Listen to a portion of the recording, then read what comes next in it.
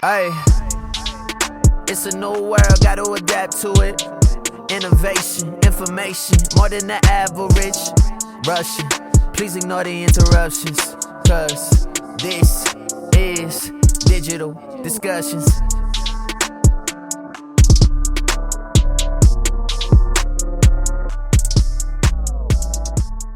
All right, guys, I'm here with Jayson Siano. Welcome to the Massive Agent Podcast, my friend. How's it going? It's going well, my friend. Good to reconnect here. Absolutely. Yeah, as we were talking before recording, a lot's changed since the last time I saw you in Manhattan. Understatement of the century, right? Seriously, which is what we're going to be talking about today. I follow you on Instagram, and I've seen some of the adjustments that you've had to make in your business since COVID hit, and I can only imagine. So I think this is so important for residential agents, especially to think about, because 9.9 out of 10 agents, they're just killing it right now. It's just like hand over fist. Like they have more business than they can handle. Even those that are new to the business, like they're able to get success fairly quickly. And I don't think that that's normal. And it's not a positive thing to get used to that or to think that it's always going to be that way. So this episode will be a great wake up call. And, I want to hear about New York City real estate, because it just looks like an absolute bloodbath over there. I want to hear what's happened to your business, to your brokerage, all that stuff. But you've done some big shit in the commercial world. So Jayson and I got connected through Chelsea Pites, I believe, at Agent 2021. Yep, that's exactly right. Yep. And I assume you guys met through Instagram. We did. Yep. It's crazy. Social media bringing people together. We've stayed in touch. We've met in New York City a few times when I've been in town, and I've been impressed with your resume, to say the least. You represent Starbucks, and you have for like 17 years. You brought Chipotle to New York, and you represent and have helped some of the biggest brands out there, especially in the fitness space. Why don't you take a minute or so and just let people know who you are, what you do for a living, and then let's jump into pivoting in whether it's COVID or whatever. You've made some major pivots, and I want to talk about that. Yeah, absolutely. Well, first off, thank you. I appreciate, obviously, the opportunity to connect again and jump off on a podcast together, because it's always good to hang out, and we're very like-minded. So, Sure. So I started in commercial real estate in 2001, and I gravitated to the retail segment of commercial because I was a DJ in a past life.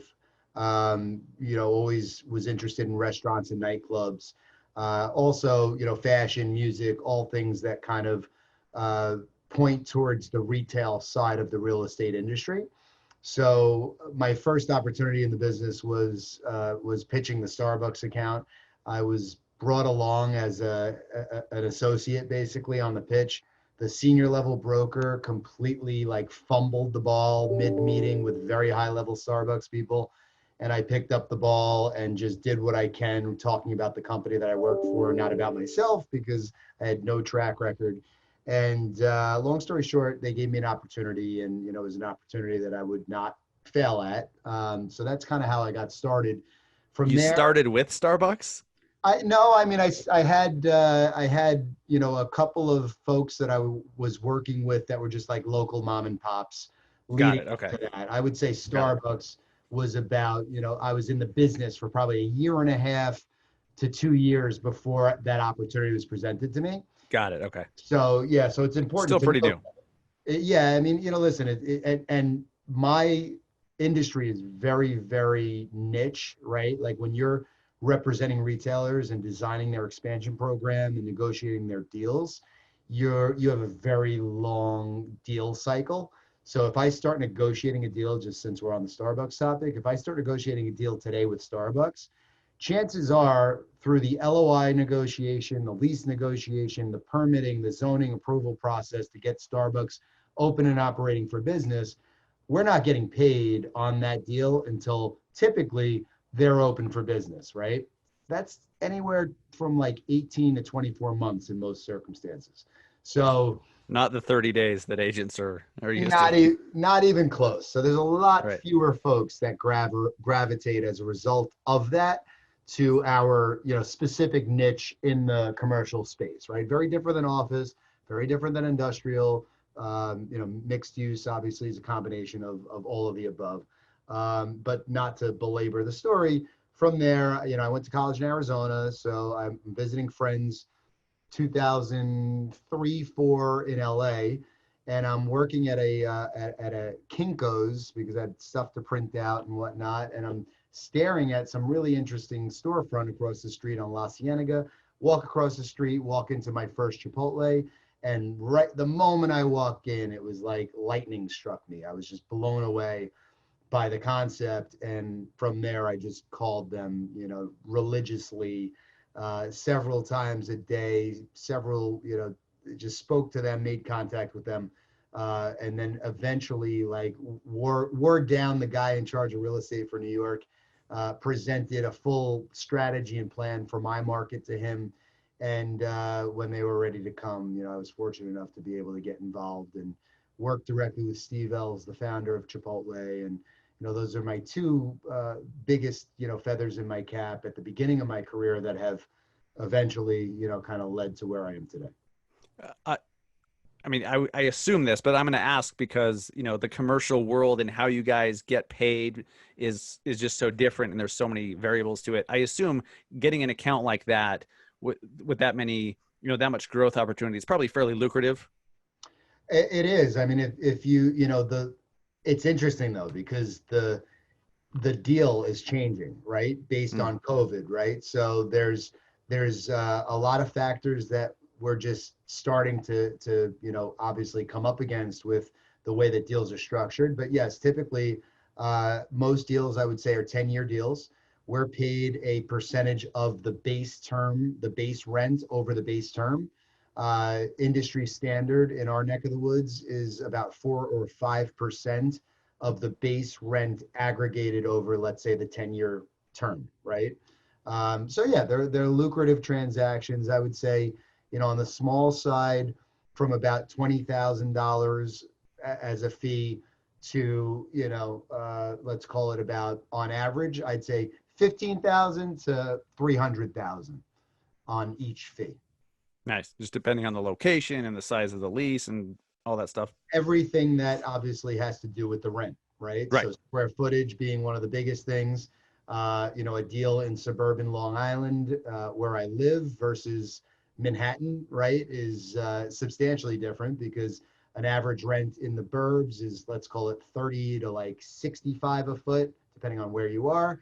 In Manhattan, you're talking about, 100 to 1,000 a foot, right? So if you're doing those larger square foot Manhattan transactions, your fees can easily be 7 figures.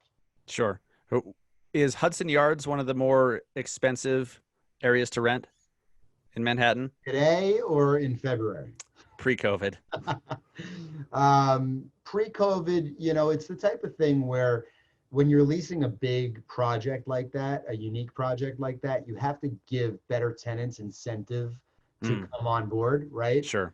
Related companies, one of the biggest, real estate companies in the world, who owns Hudson Yards, has, better relationships with retailers than most folks. So the short story is that they have those existing relationships with almost everybody out there, and they're able to cut creative deals that allow those tenants to take some risk, come in, ramp up their business, and then ultimately start paying them the premium rents that they're looking for. It's, the west side of Manhattan, where Hudson Yards was built, was just basically a railroad, station where they stored cars. The platform was built over that to create the superstructures. And that boggles my mind. Just that fact alone is so crazy. It's unbelievable. And, I urge everybody to watch like a time-lapse video of them building that project. It's out there. And, but it was also no man's land for quite some time. It was, one of the very few undeveloped areas in Manhattan, right? So, and it's only a stone's throw away from Penn Station, which is a pretty major hub, and a lot of other things. But it continued everything north from like the High Line and, other areas that gentrified became really cool and were commanding premium rents. But, Hudson Yards was that work, live, play kind of city within a city project. So, the rents are not as crazy as other parts of the city. Interesting. It's such a fascinating world that you're in because there's a million variables that don't exist in single family home sales. Like we're worried about, does the kitchen have granite or not?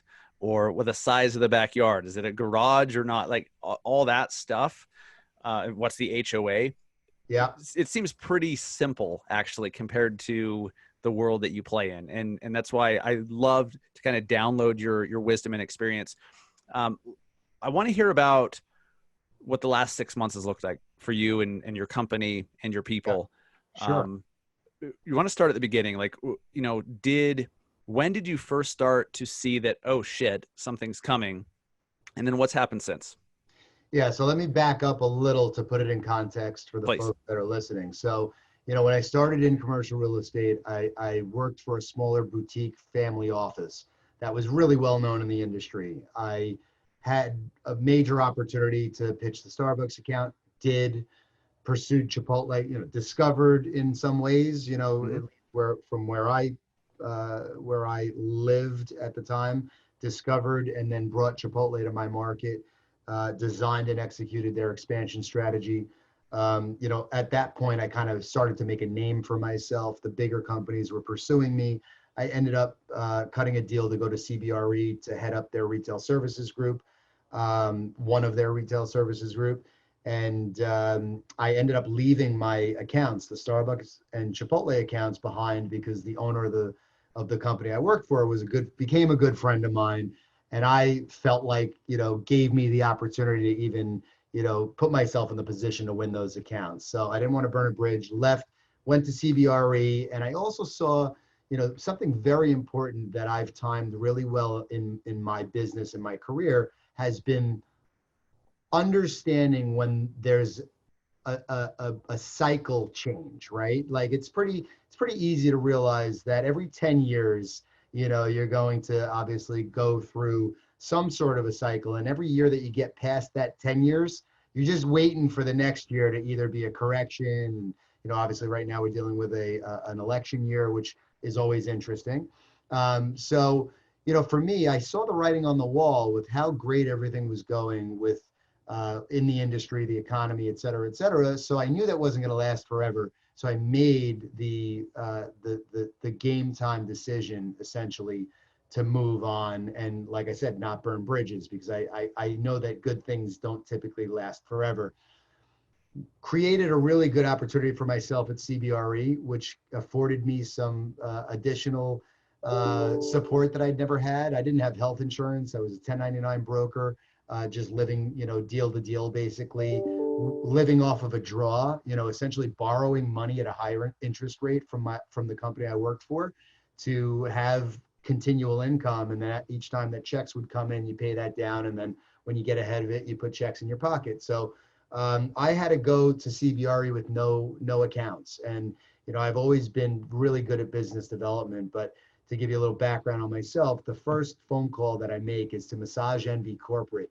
And Massage Envy Corporate gives me the phone number of a gentleman by the name of Jerome Kern. He's an area developer that owns 5 different states across the US. And that was my first foray outside of New York Metro, essentially, to having the opportunity to work with somebody who controls more territory than essentially my backyard and what I'm really used to.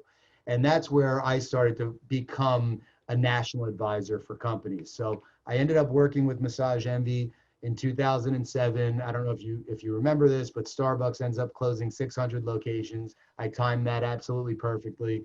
I remember that very well. Yeah, one of my favorite spots was closed down here in the Salt Lake area. Crazy, right? So like Yeah. that, they closed 600 stores, and I'm off to the races with Massage Envy. Long story short, having a great time working with these folks and learning a lot. Understanding, to your point, like we're very data driven. I can tell you everywhere across the country, essentially, where the 18 to 54 female demographic is strong, what volume, how many classes an Orange Theory Fitness has in any market on a random Thursday. Like that's all here.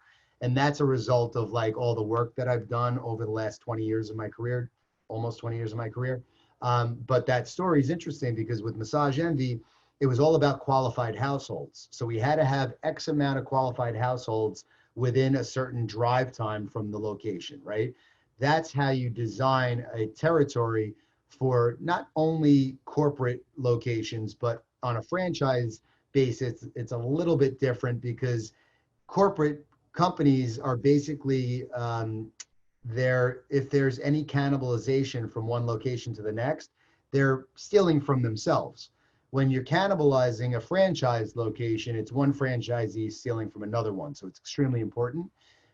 From there, Massage Envy, my contacts and friends ended up stumbling upon a new concept in South Florida where they lived called European Wax Center. So I went down to Florida at their invite and toured the first European Wax Center location in Fort Lauderdale area, and they ended up partnering with the founders and turning that concept into a franchise and growing it, selling licenses very fast across the whole country, which expanded my, horizons now beyond those 5 states with Massage Envy, looking at, the whole country. And then from there, one of the most fun stories that I tell about my career is this same gentleman who I started with Massage Envy, then went to European Wax Center with, his wife. I'm sight touring New York City with his whole family on a Saturday. And his wife keeps telling us about this concept called Ellen's Ultimate Workout in South Florida. And he and I are just laughing at the name. And she's like, no, I'm serious. I keep telling them that you're in the franchise business, so on and so forth. And I forget about it. 8 months later or so, I get a call from Jerome. Hey, Jay, I got something I want you to check out.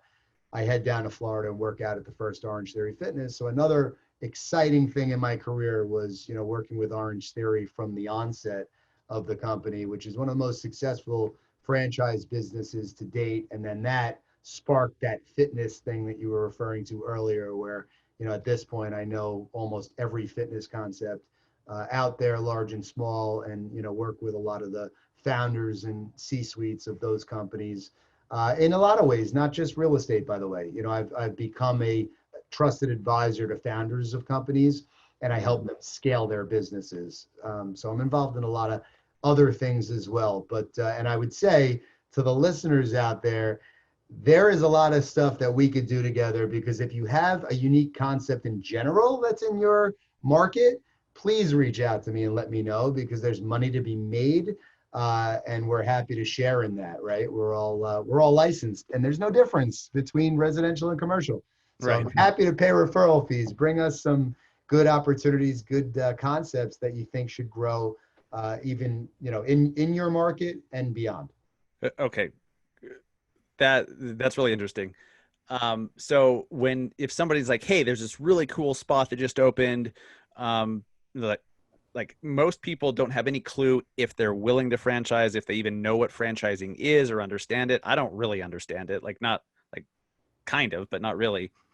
Is a lot of what you do is you go and kind of make a presentation and say, here's what it looks like, here's why this may make sense to you, and you kind of teach them about the whole concept of what you're offering of franchising? Yeah, I mean, but even kind of more macro, what we do is I want to understand what their end goal is, right? So yeah. I don't come in assuming that somebody wants to franchise, because a lot of our clients grow, like to grow corporately, and there's different advantages to both. But so basically it's just an introduction, and I'll, myself or one of my team members will get on a call or a Zoom with the owners of the business, and we're able to help them. A lot of them don't know what they want. And when we have these conversations, they learn a lot from them and from the conversations, and it forces them to think about their 1, 3, 5, 10-year strategy. And the only way to successfully exit your business is to actually understand what your goals are and then reverse engineer them, right? A lot of folks who start up a concept and have something special are not thinking much more about anything other than running that business, and maybe possibly opening one more in another area near them, right? And we help with all of that, right? So it's the biggest thing that I pride myself on is, doing the right thing is always the right thing. I'm not the first person you've heard say that, obviously, Dustin, but You don't want to pull a Jay Shetty and take credit for that one? yeah, I'm not going to do that at all. Yeah. So it's funny because the book I'm reading for 75 Hard is Jay Shetty's book. So Is it? yeah. Nice. So it's really like what we do, which is very different than a lot of the other folks that are commercial real estate brokers. We're advisors to business owners, and we're not going to tell them what's in our best interest, so they'll expand and we'll make more deals and as a result make more money. We will truly advise them on what is the best strategy in order to achieve their goals. And by the way, whether it includes us or not, we're happy to give that information to absolutely anybody. And usually it comes back to you, so it's fun. And, working with the Starbucks of the world, the Chipotles of the world, the Orange Theories of the world, always exciting, obviously, but it's even more special when you're working with, smaller mom and pop, emerging concepts that have something special about them and you can be involved in from, the beginning. It's cool. And that's probably the most similar thing to the residential thing, right? Because, when you're Yes. doing corporate rollout strategies, like office real estate was never of interest to me because it's like the CEO lives in that area and wants X amount of square footage there. Like, so there's no real emotion side to it. And there's no, you can't really see the results of your work, which is probably the coolest thing about what we do. Yeah, you're working with entrepreneurs. Fully. Yeah. Entrepreneurs, very smart business people. I'm so fortunate to be able to people who are way smarter than me and way more successful than me somehow typically happen upon me and I'm able to provide service to them. So, Yes. it's really cool to be able to, speak with and work with and become a team member of exciting companies that truly change, the downtowns and neighborhoods and shopping centers all across the country and beyond. I bet that's super cool. What we teach agents is if you focus on the relationship instead of just the transaction, it will lead to more business later on. Okay. Maybe not right this second. You may lose out on a deal today, but had you just taken care of somebody based on what they need, not what you want, they maybe 2 months later, they might've referred you to their cousin Sally, and that cousin Sally referred you to 6 other people. And that completely changes everything for you. And it's definitely going to happen. I mean, if you do the right thing all day for long, somebody, the word of mouth is the absolute best way to source business. Yes. And, when you get to a certain stage in your career, if you truly do that and you establish a reputation for yourself, you don't really have to go out prospecting much anymore. If I wasn't trying to feed 30 mouths, right, like with all of the agents that work at Sabre, and I was just solely trying to run an independent, company for myself, I wouldn't really have to prospect much at this stage of my career because you do the right thing by people. The next person's like, oh, you have to speak to Jay and, so on and so forth. Same exact thing in the residential world. The only difference is actually you have the benefit of really working with anybody. I always, and it's funny because my business model as Siano, not just Sabre, right? I have several different companies, and they're all about being able to service any business anywhere, as long as they're looking to optimize their business or grow in any capacity, right? Yeah. So yeah. And real estate's just a part of that. real estate is one part of it. Now, mind you, it's the absolute nucleus of everything that I do. Sure. And, it's the backbone of who I am, being in the business 20 years. But, there are so many other things that I've learned really well along the way, like franchising, right? Like staffing, like capital raise, all these things that are extremely important to scaling businesses. So it's great. I really enjoy what I do. Okay, so let's get back to the COVID pivot. You saw COVID coming, or when did you see COVID coming, and then what adjustments did you start to make? And let's take it from there. Yeah, so I was leaving a meeting in New York City end of February, and my client, Burn, which is a fitness concept in a 50-degree refrigerated room, BRRRN, 3 R's, make sure I get that right.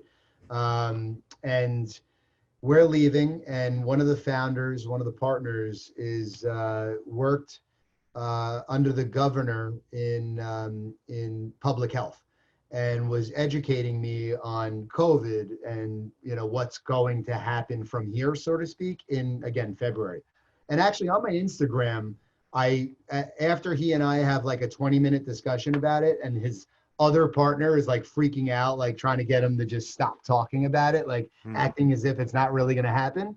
And I'm like, no, this is fascinating. I need to know this stuff, right? So I literally turned my iPhone on us, and I'm like, Jimmy, tell us your thoughts. And you can go back to my Instagram and see when I first had this discussion. And you know what? It's so important that I'm actually going to do it because the date is so. All right, guys, wait, real quickly. So, Johnny, give us your background first. So my background is in public health. I worked for former mayor of New York City. I worked for Mr. Bloomberg for about 5 years doing public health. And I did chronic disease prevention. I worked in the built environment program. The communicable diseases was on like the 10th floor. All right, so it's needless to say, you're pretty well versed in. Got a master's in. And everybody's talking to me about coronavirus and if it's going to come and when it's going to come and things of that nature. In all seriousness, what are your thoughts on coronavirus and what we should do to prepare? So this is my personal opinion. I think it's not a matter of if it's going to come. It's coming. It is going to. I think it's going to hit New York City. My advice is to prepare, get electrolyte packets, make sure you got food, cereal, quick eats. It's an intense upper respiratory flu. It sounds like it is an intense flu. Just make sure you're sleeping, you're rested, don't stress out, just cover your bases, dot your I's, cross your T's. But get your electrolyte packets, Pedialyte as well. So just, prepare, don't panic. Prepare, right? don't panic. Yeah. And should I get a face mask though?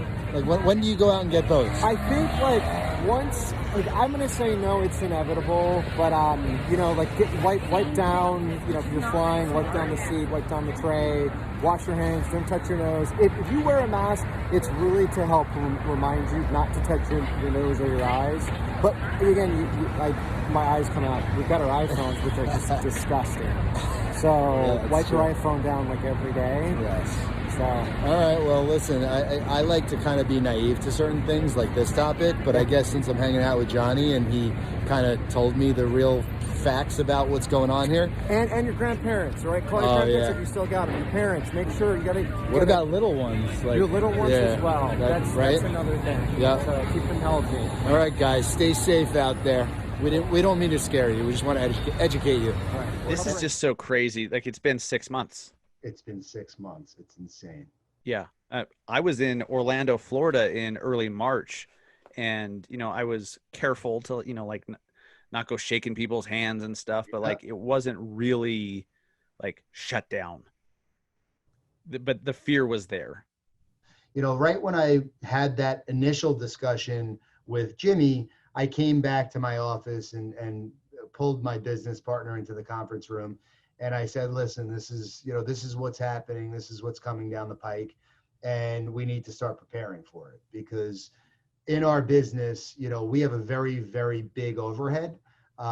We have access to every single tool and resource and technology that we need to have in order to be the best at what we do. In addition to that, we have a tremendous amount of staff that are operating all of these different, tools and so on and so forth. So if anything's going to shift and shut down, even a fraction of what he was suggesting, I know that we're going to have to trim fat to weather the storm, right?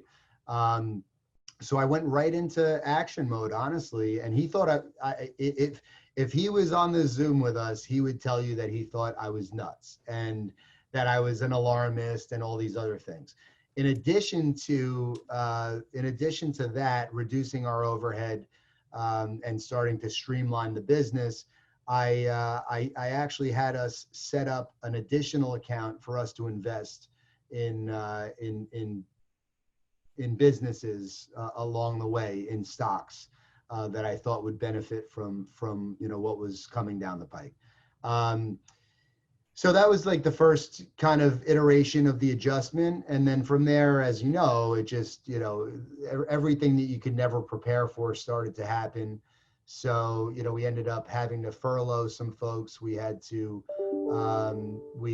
just continue like through phases of more or less downsizing, consolidating, reducing overhead, and then, applying for the PPP loans, all of that stuff, and I was in my office every day as if it was never shut down, because I had to stay focused. I think that's when you stand to potentially lose everything that you've been working so hard for 2 decades.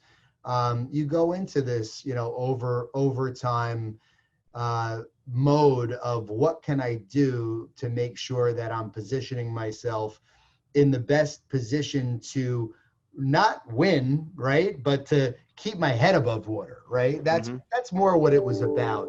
But I started to also think long term about how to win, right? So what I didn't say so far is that, listen, I got very involved in social media and video 3.5 years ago. I launched my vlog in January of 2017.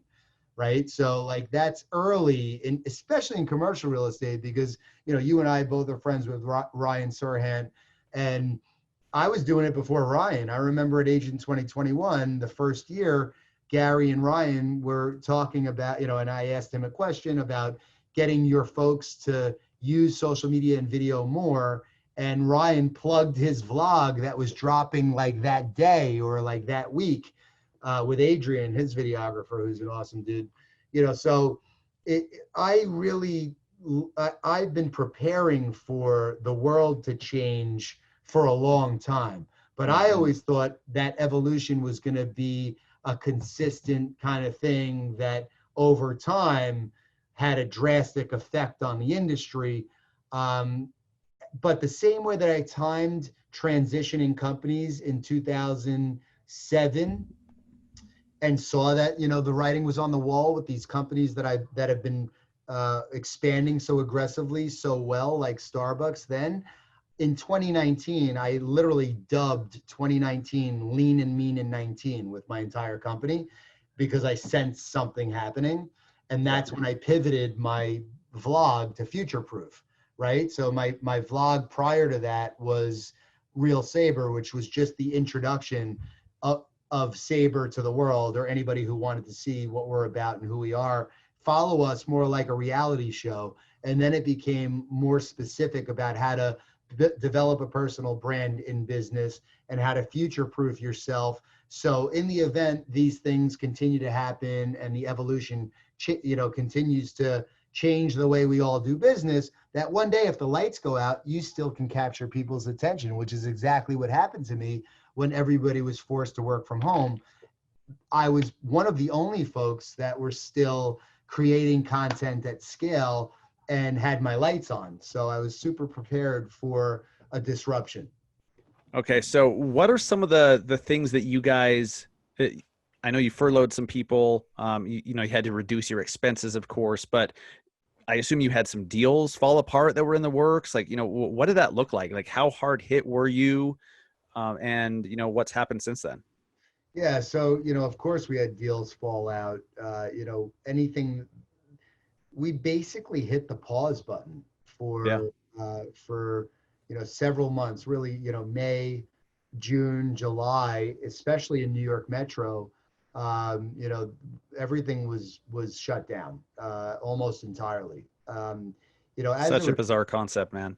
A very bizarre concept. And I actually, in June, after working straight through, May, again, being in my office every day, filming 1 or 2 episodes of a little show that I created called At Home with Our Homies, where I would just get anybody, you know, my clients, friends, interesting people, and I would, you know, have them jump on for 10 minutes from their house and, like, you know, ask them rapid fire questions and then have them tour me through their refrigerator, like fun little show that kept people, like, you know, just kind of happy in like such a crazy time, right? So, you know, always trying to do stuff like that to stay in you know, stay relevant and stay out there. But, you know, from there, I decided to hop in the car with my family in the beginning of June, and we relocated to South Florida for the month of June. And I was working remotely from there, and I learned a lot by doing that, by the way, and driving, you know, down the coast at that time. But, you know, I just realized that fortunately, a lot of the deals actually didn't just completely die. They just were paused as long as, you know, the government put a pause on everything. You know, you couldn't, if you had a signed lease and you needed to commence construction, you couldn't do that. If you needed to go through the permitting process, you couldn't do that, you know, so everybody was on hold basically. So, you know, that drove me nuts initially. And then at a certain point, I started to realize, you know, because I am a workaholic and I can't shut my brain off. So, you know, that it drove me nuts initially, but I got to the point where I was like, you know what, let me focus on the future now. Let me think about 3, 6, 9, you know, 12, 18 months from now. And I started to do that. And then from there, I focused on 5 years from now, right? And I started to realize how fortunate we are at Sabre to have the benefit of 3.5 years of social media heavy, right? And growing my company on a national basis, right? So the amount of time that I spent in the last 2.5 years jumping on a plane every other week and touring every market, I can't do that anymore, right? So if I didn't build that service, if I didn't build that line of business pre-COVID, I don't know where I'd be right now, to be honest, Dustin. Like, when New York shut down and it's such a big part of our business, I can't afford, you know, a shutdown. So fortunately, you know, we had done the rest of our business as the hotspots started to change throughout the US. Certain markets were less affected and we were still transacting, right? So fortunately for me, the preparation for the disruption and the overall business model that I you know, decided to adopt and pivot into years ago really saved us at the depth of the closures in New York. See, this went in a direction that I wasn't anticipating, but I love it. You made certain decisions years ago, some of them recently, some of them many years ago, like diversifying the markets you work in. Like, if you were just in Manhattan, yeah, I mean, I'm sure you have a lot of friends that are just dead in the water, out of business. Listen, it's very sad because, you know, first off, I am not at all suggesting that I'm immune to any of this.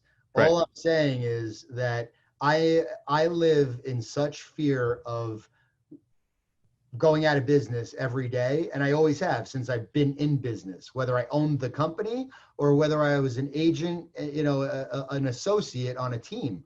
I've always lived in fear of going out of business and somebody having the ability to take everything away from me, right? I live in fear of that every day. So that's why I ended up creating what I've created, why I've diversified the way that I've diversified, not only at Sabre and the core business of real estate, but let's just say Sabre went away. You know, I have other things that I'm working on that, you know, make sure I'm not completely out of business and can't pay my mortgage, right? So I think you have to be diversified. You have to think about, you know, just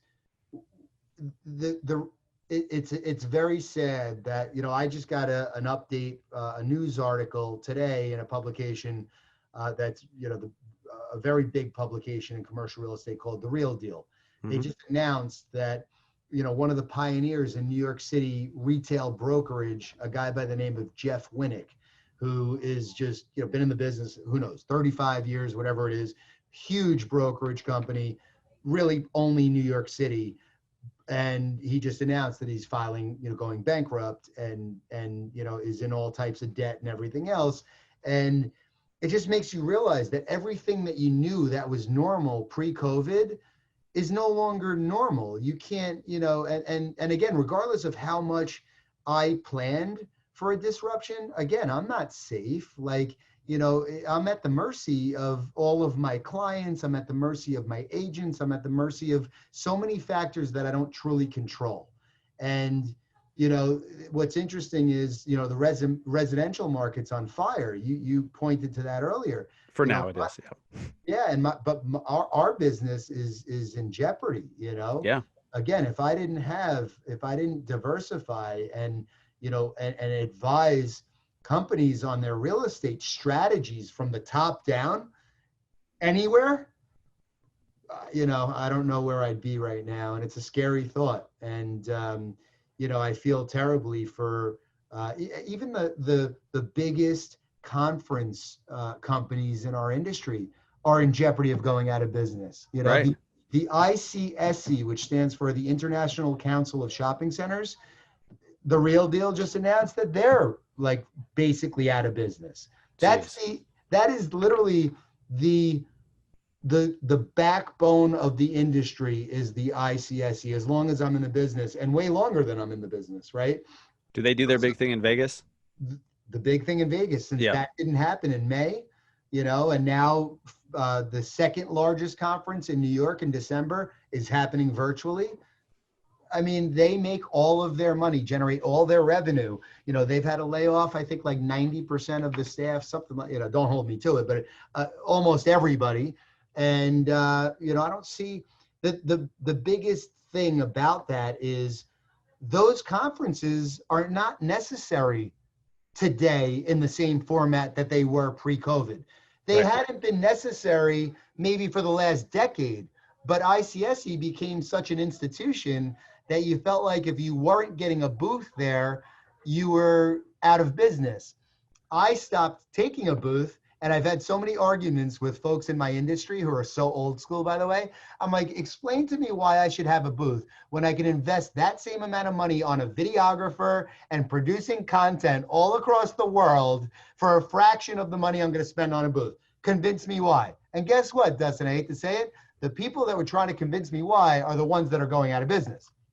Well, the shocker, real shocker there. Yeah, it's sad to see, but at the same time, like when you make certain decisions or don't make certain decisions or avoid them, there's consequences, right? So I've had a bug up my ass the last few months about, well, even before COVID, about teaching agents to diversify where their income comes from, have multiple revenue streams. Like I chose the brokerage I'm with, thank God. Like my income has gone through the roof since COVID because it diversifies where my income comes from.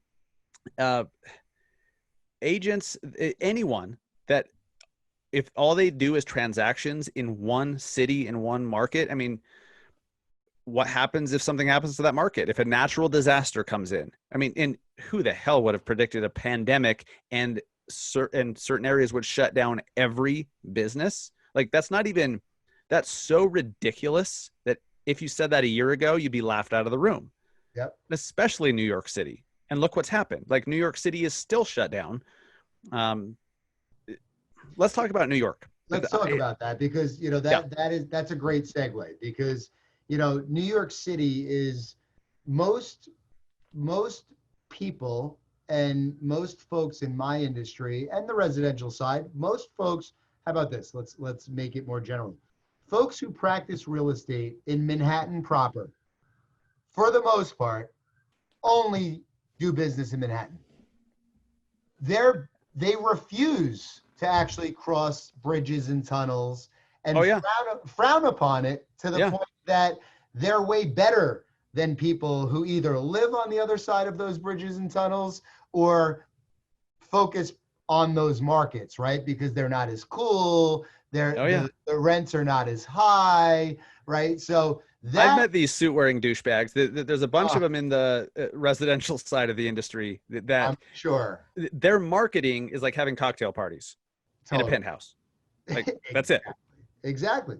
And yeah, they look down on outside of Manhattan. Well, Completely. So, Yeah. and when building Sabre, I was so mindful of how I would build it. And, listen, I have a lot of friends that are brokers in New York City that I respect and admire that are really good at what they do.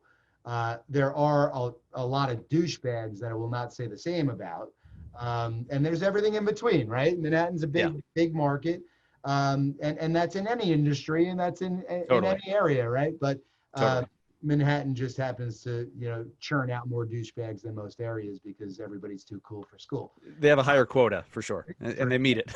Exactly. Yes. So, based on the fact that you spend a lot of time learning your market and becoming an expert in your market as a real estate professional. The main differentiation between you, Dustin, and myself and everybody else who's operating at the top of their game is how much they know. How, like you could talk to any market in your area that you do business in, inside out, as good, if not better than the next person, right? And that's why you're going to win a listing. And it takes a long time to get there. And in my business, it takes a really long time to get there because I have to learn about the volumes that these different tenants do because of the fact that there's a high daytime population there, and the train station is, the stop is there, and so I have to learn everything under a microscope. And when you become an expert in Manhattan, which has so many different areas and sub neighborhoods and sub neighborhoods, right? You don't have time to focus on learning the rest of the world. And that's what's really scary to me right now about what's going on in New York City. So, if you ask 10 people the state of New York City, you'll get 10 different answers. 5 will be, now is the best time ever. Like, everybody should go in to New York City, buy whatever they can, stay there. It's the best opportunity ever. And then another 5 will tell you, I already left. I left 3 months ago because I couldn't stand walking past a homeless person peeing on my stairs when I was bringing my kids to school, right?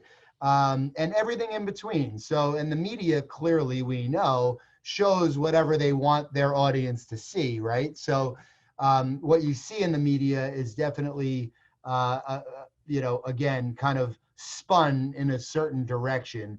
And a lot of that, we're not getting political here, but a lot of that has to do with the election, right? For sure. So what I will tell you is the majority of the people that I know that live in Manhattan are, first off, they are affluent, right?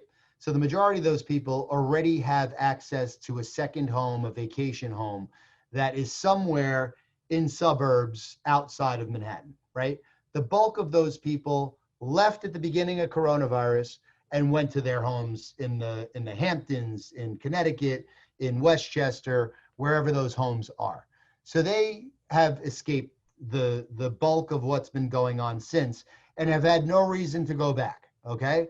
So I will tell you that New York City is dead. There are no people in New York City, okay? So businesses can't survive when there's no people. It's just not possible. Now think about this from my perspective. When I do a deal with one of my clients in New York City, we're forced to pay some of the most premium rents in the world, right? So you're already, depending on what your business is, and a lot of businesses like restaurants are operating on a very small profit margin, right? So when you have this, the highest rent in your portfolio is definitely in Manhattan if you're there. So now you have these crazy rents when you're closed for business, and if you're able to reopen at 30%, 50%, whatever the percentage is, you still have to pay 100% of the rent. How is that going to work, right? How is that going to work? It doesn't work. And it's not only a problem for the tenant, it's a problem for the landlord. It's a problem for everybody because you're not now. The only way to solve the problem would have had to have happened at the beginning of this, where everybody was forgiven. The government stepped in and said, Mr. Landlord, you don't have to pay your mortgage for 3 months, so your tenant doesn't have to pay rent for 3 months. And that means that everybody, while they're making no money, does not have the expense, right? What's happening instead of that is landlords still have their mortgages to pay, even if they're able to, tack on some months on the back end of it, and they get relief in that fashion. The issue is the tenants have to now do the same and tack on that rent for the months they weren't open to their already premium rent, right? So their business is not coming back in January 1 to 100% of what they were doing pre-COVID. It's not happening. So the biggest issue right now is those tenants can't afford to pay the rents that are in their lease, no less the rents in their lease plus the 3 months tacked on, amortized over the rent term or on the back end of the term or whatever it is. The formula is broken. Retail has already been shifting. Retail, restaurants, everybody have already been majorly impacted by Amazon, by the internet, by everything else. My company, again, in a thoughtful way, is built on companies and businesses that are more internet proof. That's just where we reside. You have to go to Massage Envy to get a massage. You have to go to Orange Theory Fitness to work out. You have to go to Squeeze, Dry Bar, all of these, restaurants that we represent. You have to go there for your experience. Yes, you could take it out, but not fitness, not health and beauty, not, stuff like that. Medical. So, we built a great business pre-COVID for the evolution of what was going on in our industry. Here's the compounding effect. The most disrupted segments by COVID are the ones I just mentioned to you, because nobody could touch anybody. You can't work out next to somebody, right? So the fitness, the wellness, the restaurant, hospitality, all of those industries have been holding up retail real estate for the last decade, right? Gyms have backfilled every large retail space, right? Now, New York Sports Club, Town Sports International, just filed today. 24-Hour Fitness filed already. Yeah. So, what's happening with all of these entertainment concepts, fitness concepts that have been the answer to who's going to take all this space? It's crazy, man. And so is it fair to say that we have not even seen the last shoe drop in New York? How about we're at the top of the second inning? That sounds more accurate and scares the shit of out of me. We're at the top of the second inning. The market hasn't even begun to correct, because the market can't correct until businesses are open and operating and the tenants and the landlords work out what a fair market rent is. Right. Because it's that simple. If you're not working that out and it's not fair for both parties, everybody's just getting their space back. Not everybody wants their space back. If a tenant's paying $200 a foot in rent and the landlord can get $100 a foot in rent right now from a new tenant, they don't want the new tenant. They want the tenant that's paying the $200 a foot. They want to give them a discount as long as they can, right? To keep that tenant there, not have to pay a broker fee again, so on and so forth. Yes. But again, back to the fees of how our business is built, and this is what's also interesting and what's changing drastically, is there's going to be a lot of percentage rent deals where tenants are only paying rent based on the revenue they're producing. So they'll pay X amount of their sales, X percent of their sales. And that's going to happen for the next 12 to 24 months. I would say there's going to be a tremendous amount of new deals that it's not, year one is not fair market rent. Year one is percentage rent. How do we get paid on percentage rent as a real estate broker? We don't know yet, so we have ideas, and we're having those conversations, but this affects everybody. And even more so, I'm sorry, I'm talking a lot, but it's so interesting to talk about. This is a major reset. When people started talking about COVID and, when things are going to start to normalize, depending on who I spoke to and how they framed this whole thing going on in their minds, told me how much a chance they have of surviving in it and thriving on the other side of it. Anybody who was talking about the normalization, like, oh, we should be back to normal in 21, I'm like, oh man, you're in trouble. Yeah. Yeah. That's wishful thinking. And it's so, like, I love New York City so much. And one of the reasons why was so many people and so many, like, there's so many restaurants that have to support those people and just so much to do. And like hearing that it's just a ghost town. Like I've seen some people visit Times Square and there are like 10 people there Yeah. instead of 10,000. The last video that we did, Oh, Brittany, my videographer, and I, that we did in person in New York City was on St. Patrick's Day, March 17th, right? So we went in, we filmed. Yeah, you know what? The post on Instagram is definitely not from April because it was way before that. The post on Instagram that I was referring to was definitely in February. So on March 17th, her and I went in, man, and I would just jump out of the car and we'd record a segment. Obviously, Times Square is one of them. And you could see in March, what it looked like. And, in the next week or so, we're going to go back in and do the same thing for folks who, haven't had a chance to be in Manhattan since, and kind of report on exactly what it looks like now and so on and so forth. But, I'd like to see that. Yeah, for sure. I mean, just to give you more insight onto what's happening. So the folks who left New York City for the summers, right? Let's just say the Hamptons. It's an easy example, right? So a lot of the people who own homes in the Hamptons that live in New York City primarily and just summer in their homes in the Hamptons are still living in their homes in the Hamptons. Their kids are working remotely. There has been such a major influx of people renting, obviously, just to escape. Those people are trying to rent as long as possible and have no interest in leaving the homes that they rented. They're enrolling their children in the schools in the Hamptons. Certain school districts are allowing that to happen. And as you can still work remotely. In a lot of cases, kids can, school remotely. So that's going on. So some of my friends have gone back. Families are staying behind, the husband's going into Manhattan and during the week and then heading out Thursday morning for the weekend to be with the family, things of that nature.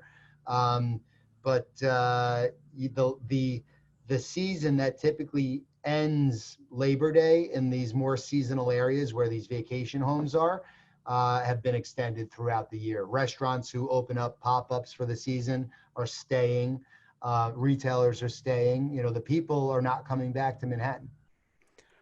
Are you optimistic about the future of Manhattan in the next few years? Do you think there's going to be somewhat of a depression in the area? And I don't mean depression like bread lines, but I just don't understand how all these businesses that support the people in Manhattan, how they are even surviving today. Because last I heard from de Blasio, he's like, well, I have no idea when we'll reopen. It's like whenever COVID's over. Well, when the hell is that? Like, what does that look like? Exactly. 0 cases or like, he has no freaking clue. It's terrible. I mean, I will tell you that the short-term, effect of this is catastrophic. The biggest thing that I don't understand how is going to play out is, look, for the most part, the ground floor of these buildings are retail, right? Yeah. I'm focused primarily on the ground floor of these buildings. In some cases, sub-level, in some cases, second floor. But it's really primarily the ground floor. What is everything above the ground floor in these skyscrapers, Dustin? What's above the ground floor? Office. residential, but primarily office, right? I can tell you that I'm personally downsizing my office space, right? Because why would I keep the same amount of office space when I'm perfectly happy work with my team working remotely? And again, my agents are working remotely anyway, right? So they're never pre-COVID, they're never all in the office at the same time in each office. Never. Right. It's not the nature of our business. So I'm downsizing offices. My office space right at the beginning of this, my office space in Manhattan, where you and I met last, I threw the keys back to that as quickly as I could. I'm like, yeah, I'll take new space when I'm ready to come back in, right? I had that luxury, right? I had a short-term deal. I had to pay a month in advance to get out. Fine. So if I'm doing those things and I'm used to officing, I'm in the city. I have 3 offices in New York and New Jersey. I'm in the city a minimum 3-4 days a week leading up to COVID, right? So if I'm one of those folks, like, I'd have to imagine a lot of people like myself feel that way.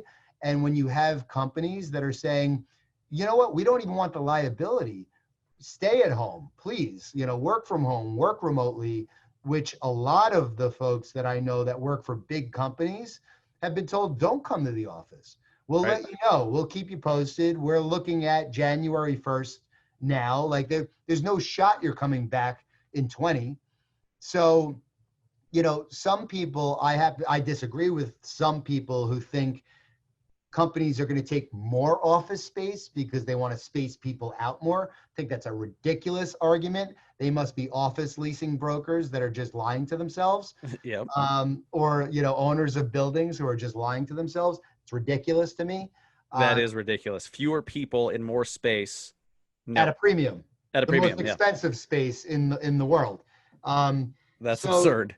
It's absurd. So I honestly, I believe that, look, I have a lot of clients that are opportunistically expanding in New York City, because if you are, New York City's never going to be knocked out and down and out for the count. It's coming back. It's not a matter of if, it's when. So I would argue it's a 3 to 5 year process, right? And there will be some good stuff to come out of it. Dude, I can barely afford to go get an apartment in the city if I decided to relocate my family there. That's a problem, man. Like, if you have to be like a bazillionaire to afford living in an apartment in the city, maybe it's like time to correct itself. So, so I think as a result of that, there will be a lot of cool things. It'll open up opportunity again to folks who for the last decade couldn't even think about affording living in Manhattan, which is awesome. Everybody should be able to live that lifestyle if they choose. So I think, and the same way that, listen, man, I came up with some really cool concepts with clients of mine, and really, really, interesting ideas that will change what things look like on the other side of this. And we're not the only folks that are, just figuring out where the voids are and what opportunities there are. There's gonna be a lot of cool stuff to grow through, a lot of flowers to grow out of the concrete. Absolutely. You and I kind of think the same way. And you mentioned this earlier when you were saying that, as you were preparing and you were talking to your business partner about what do we do about this pandemic and the shutdown that's coming, you mentioned buying stock in certain companies. Yes. Like you were already thinking, hey, this is going to be bad, but that creates opportunity. Correct. So even though it pains me to see New York City just dead, and I mean, it used to have such a buzz and the smell of piss, let's be honest, but you come to like it, or you respect it. And the fact that that's just gone temporarily is bizarre, but I'm really excited to see how clever people get to deal with these issues, what opportunity that creates, what new companies come from it. That's the cool part is, a forest fire burns the forest down and regrows something even stronger, even thicker. Yeah. And I think, to piggyback onto that, again, the way that I said that, this is not us waiting to see when things go back to normal. This is a master reset. Yes. And I would think one of the biggest opportunities of our lifetime to get ahead. Yes. As long as you're like taking, as long as you're paying attention, innovating, thinking, not being afraid to do things that, were always done a certain way forever, and that's the way it's supposed to be done. That's not a good idea right now, So I think that this reset for our generation, Dustin, is absolutely the biggest opportunity of our lifetime. I could not agree more. I'm involved in a couple projects that were made much more exciting because of COVID, like conferences being canceled all over the place. There's all these vendors that still need to reach those people. How do they do it? Podcast advertising, there's so many different things. I would just challenge anyone listening. If you have to diversify where your income comes from. And there are ways to do that while not like doing something completely different. You don't need to go start an ice cream shop and sell homes and drive Uber. I imagine Uber's dead in New York too. My God, I can't even imagine those poor drivers. But you've got to start thinking about that. And if you haven't yet, my God, there's options out there. There's different brokerages with better models for you. There's other ways of monetizing your attention online. If you have a blog, if you have a website, if you have a social media presence, you can have sponsorships, you can do affiliate marketing, you can have ad space, so many different things. It just takes some action. And I think the biggest thing, Jay, in the next few years is we're going to see who is willing to do some work. Oh, for sure. I don't know if it was Buffett or Churchill that, who was skinny dipping when the tide goes out, something like that. Yeah. I think that's going to be so freaking true in so many ways over the next few years. And you're kind of at ground zero for it all in New York. So, I wish you luck. I wish you and your family luck and but knowing you, I think you're gonna thrive like never before coming out of this. You know what I will say? Thank you very much for that, and same goes to you and your family. I will say, again, just this disruption that regardless of the fact that I was preparing for things to change, I wasn't prepared for a pandemic. Like this is, Yeah, who the hell was? You can't prepare for this, but no. But I will say, man, some really cool things have happened as a result of it. A mentor of mine in the industry joined Sabre, a month and a half ago as a result of this happening. And I think that's what I would challenge folks with. Are you really in the right position to thrive, even if you're solely focused on your real estate business? Are you in a place that understands kind of the new way of doing things and how things will be done in the future, and not only understands it but provides resources to you and helps you do that, because I know in my industry, honestly, like Sabre's like an anomaly. So I know anybody, it's so funny, man. So many people have joined our company in 2020 because they're getting reprimanded for using social media. That's a more bizarre concept than Manhattan shutting down. I would agree with you, but how amazing is that? It's like, it's amazing for you guys. You're like, shit, we'll help you do it. That's exactly right. And, it blows my mind. So listen, as much as, again, I would never, ever glorify the terrible stuff that came with this pandemic, because it's horrible. And a lot of people I know have been affected by it very negatively. But once you have to see the forest through the clouds, the forest through the trees, the silver lining of the clouds, really, and you have to focus on the positive things that will, can and will come out of it. And a lot of that's mindset, man. Like you have to be able to focus and see the opportunities, but it's all about the execution, man, right? Like you said, at the end of the day, you could talk about all these ideas you have, you could, talk about what you're going to do forever. And if you don't implement them, you're just, not going to rise to the top. Yep. That's putting it lightly. Yes. Yep. You won't be in this business very long. That's for sure. That's even better. Yes. Cool, man. Any last words or any, like, let me ask you this. Okay. We do these rapid fire questions to wrap it up, but I'll get to those in a second. But the last question I want to ask you, considering most people listening are agents, residential real estate agents, what's the biggest opportunity you see right now based on anywhere? Okay. Like online or, locally, what's the biggest opportunity that they should have their eyes open for?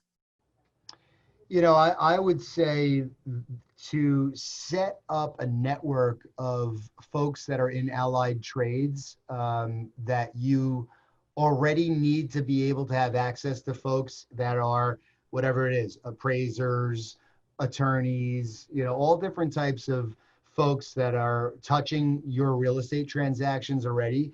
I would say to lean in on that and maybe create some sort of business outside of your real estate brokerage business that is, a consulting or referral network kind of business, that allows you to generate additional income from referrals and things of that nature. I think you'd be surprised. You're already, having these conversations with folks. It's mutually beneficial.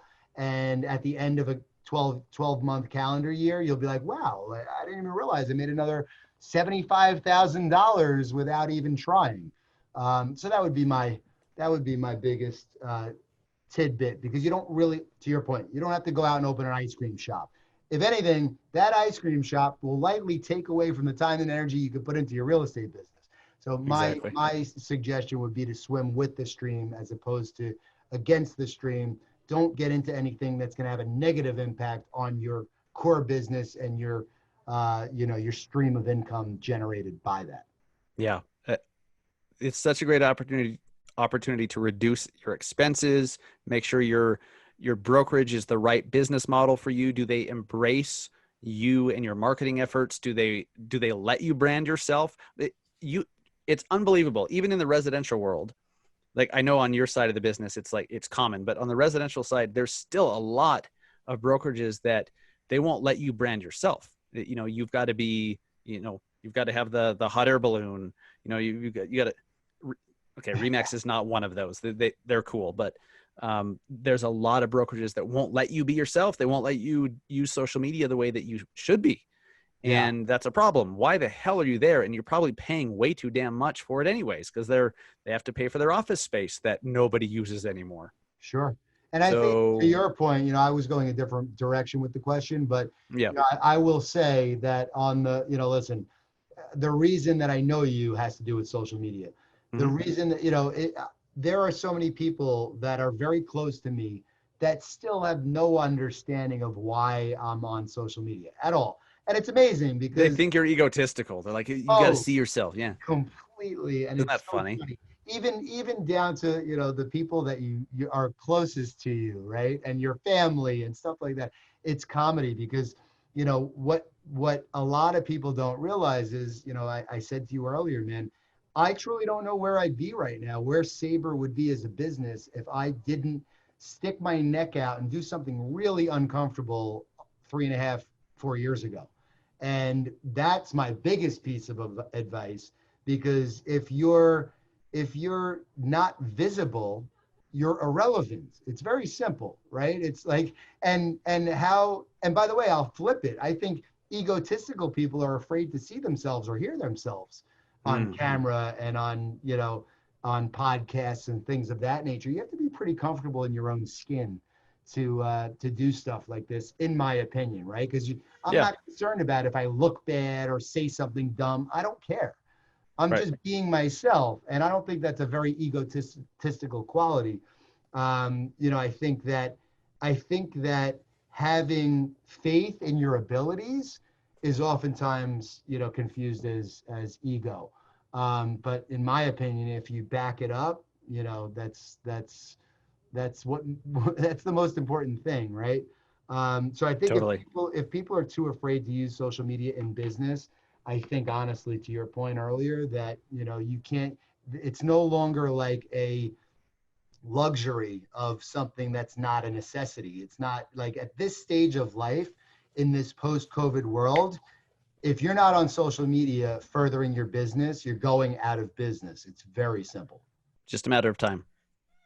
I believe that it's no longer an option to use social media. If you don't, you literally don't exist. Correct. Because they can't see you. And if they can't see you, like how the hell do they even know you're there? So Correct. yeah. It's a very simple concept. And people want to do business with people they want to do business with. Yeah. Right. Yeah. How would I would know if I didn't follow you on social media, regardless of the fact that we talk and we've met, I wouldn't know a fraction of what I know about you. Like, Yeah. How would you? That. How would I? Exactly. Like, what would you get a Thanksgiving card from me like every year, like a hand, you know what I mean? Like, what does that tell anybody other than like, oh, at least he thought about me. Yeah. Without social media, like, what do I write you a letter and say, okay, I took the kids camping this weekend. My son learned to ride his bike. I'm going to Dallas, whatever. Like, it's such a power. No, you're saying to me, hey, Jay, how was the trip to Dallas? Yeah. Why would I write you a letter about my trip to Dallas when you saw it in real time? Yeah. I mean, the power of it is, I can't even put it into words. And it's literally, I'm at the point where it's like, I don't want to sound mean, but it's like, if you have to cross-examine me on why I think it's important and the relevance of it, when I could tell you 7 figures worth of deals and business easily, like roll it off, accounts that I've won because I have a presence. Honestly, at this point, it's like, you can't even you're just not that smart of a person, like that's how at this point, it's like, really, are you that stupid that you don't 3 years ago, I had the patience to sit down and tell people, and then I started to educate people through ICSC and speak on panels and things like that.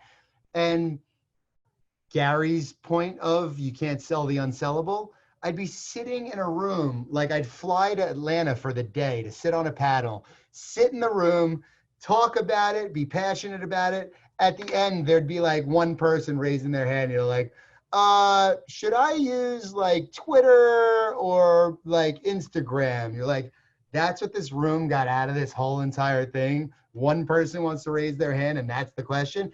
All of the above, and that goes for all of you in the entire audience. Yes. I really don't, it's not a lack of intelligence. It sure seems like it, but it's not, it's comfort. It's comfort. They've been able to do business their way. And so they think it's always going to be that way. Yeah. But I think that people who can't, in September of 2020, people who can't understand how it could have a positive impact on your business lack intelligence. I agree with that. I'm going out there and saying that. Yeah. If you understand it could benefit your business and why, and you're uncomfortable doing it, DM me and I'm going to help you do it. Yes. Because you understand why it's important and you're going to make an extra $100,000 in the next 12 months as a result of that. Yeah. I'm happy to help. But the people who maybe they're just lying because they're actually don't want to use it and they pretend not to realize what. Maybe that's it. I don't know. For some of them, but for some of them, I think it's let me just keep telling myself it's not important because I really don't feel like doing it and I'm scared shitless. Yeah, I'm sure that's more common than we think, but you're right. There's people out there that are well, why would the people who don't understand why? Yeah, there's a certain lack of intelligence around the topic. That's for damn sure. Yeah. Yeah. And that's idiots. No disrespect to the folks who still in 2020 post-COVID don't understand why social media is important. No disrespect. You're an idiot. No, some disrespect. I think it's warranted. But whatever. Yeah. That's what makes the world go round. Right. Yeah. They'll learn. They'll learn. I appreciate your time today, man. Listen, man, I appreciate your time as always. Thanks for thinking of me. Absolutely. I'll talk soon. Be well, everybody. 'Cause this is digital discussions.